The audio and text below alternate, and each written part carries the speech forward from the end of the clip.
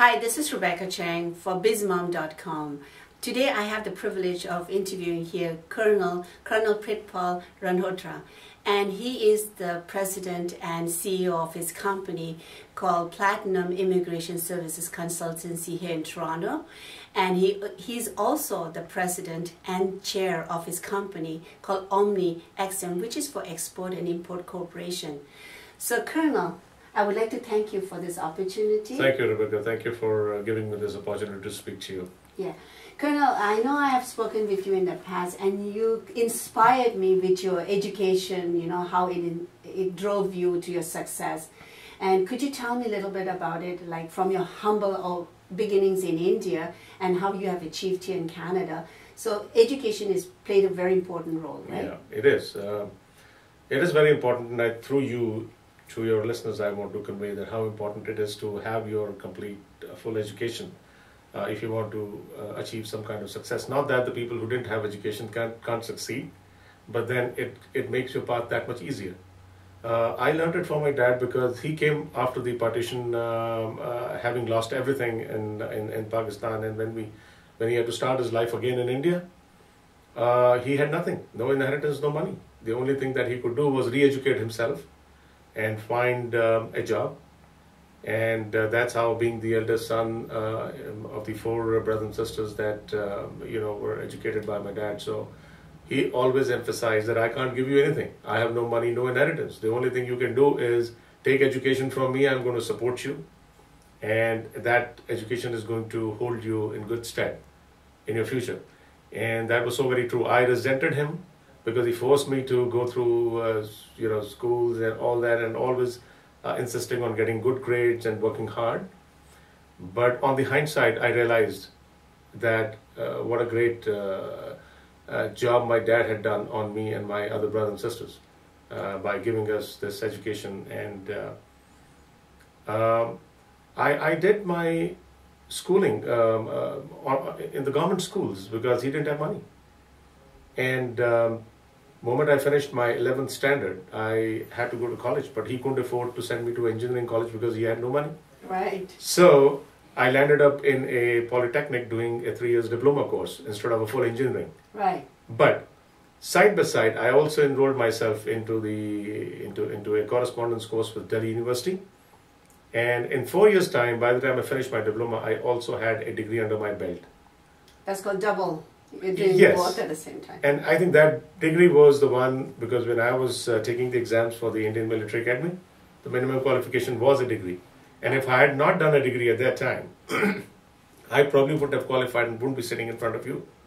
Wow. So that is the beginning that and later on in life, of course, education was very important to me, and I kept upgrading as the chances came by. So I subsequently acquired a MBA from one of the premium institutes in India. With that, I subsequently had two more credentials to my belt. That is a PMP. It is a project management professional given by PMI. And subsequently, I became a licensed consultant here after having gone through college to learn immigration law. And many people told me, what is the idea of doing law at this later stage in your life when you have already had a full career in the army? But I said my quest for knowledge never stopped. And I thought, whatever is behind is behind. In the new country that I'm coming in, I've seen my father to reestablish himself in the new country. And I think those were the things which me inspired me, and I continue to, and 6 years in Canada, and I have two credentials here, acquired here, and that's where I am. I'm a YMCA volunteer myself. I volunteered many years, and I still do, and I kind of do the personal development courses I give out to the young entrepreneurs at the YMCA. But I believe you are also a great contributor to the YMCA because you were there for 3 years, right? Yeah. And in those 3.5 years, when you were at the YMCA, you did a couple of things, and I'm very impressed. Can you tell us, like, to the reader? My connection to Canada goes back to 1992. When I was sent here as a project leader of Indo-Canadian Youth Exchange Program, I brought with me about 50 boys and girls, and we were here in Canada. 3 months after, I took the Canadians and Indian students back for another 3 to 4 months there. And that was my exposure to this country, and loved it. Wow. And that was my exposure to counseling. Because in the army, you always mentor soldiers. But then interacting with young minds here who are absolutely, looking to absorb anything that you give was a different experience altogether.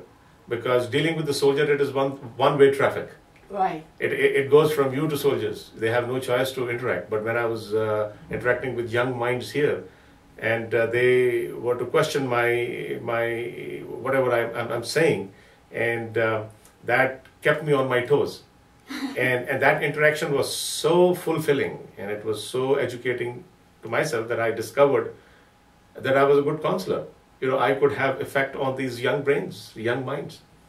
And that was my first connection. And then subsequently, when I decided to move to North America, Canada was my obvious choice because of my very, very positive interaction with the youth here. And when I came here, the YMCA just happened. I was offered in one of the dinners that if I want to work for YMCA, I said sure enough, because YMCA was looking forward to start a new pilot project. And under that project, they wanted to help people who are 45 and above. And that age group was very difficult to handle. YMCA had no experience. They didn't know how to start with that kind of a project. And that's where I came in. And I came in with my previous experience, and we were very, very successful. The pilot project initially was only for a year, and it lasted 3.5 years. During that time, not only that we heard, that my team or I helped the newcomers, it is also the people who had lost job in Canada. Last 3-4 years have been very, very bad economically. Right. Many people lost jobs. People who have been working for 14 years and suddenly they were out in the job market and they didn't know what to do. So to give them hope, to chalk out a plan for them and tell them how you can retrain yourself with the government funding and how can you be back into the labor market. And that was my focus. 3.5 years was a great learning again. I was absolutely in the labor market. Being a recruiter, being a job developer, and being a director of the employment program was again a very good learning. And during that time, while working with the YMCA, I thought this job is not going to last forever. So I need to also retrain myself.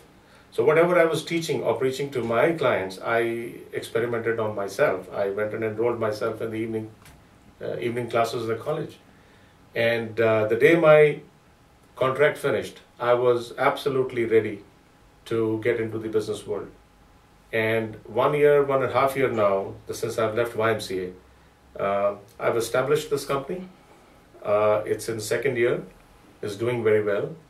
And I'm also part of a second corporation, which is also involved in the import-export program. That's what my journey is so far in the last 6 years in Canada. And I'm looking for the future with a great hope in my heart. From what you are telling me, it's a transferable skill is very important. Oh, it is. And you have always been re-educating yourself so much that the age had nothing to do with this. Age has got nothing to do with it. And in fact, anything, your experience kind of added more to it, to what you're doing, right? Yes. So that's what you can give to other, maybe perhaps entrepreneurs who have worked in their field for a long time, not just the new entrepreneurs, the entrepreneurs that have been doing the business. If they have no hope or lost their faith, maybe perhaps you have a saying for them that it is not the end, it is actually just the beginning, another step. Yep. Being in an immigration consultancy company, being a consultant myself, my job is not only to get person into this country, but also to see that they are well settled.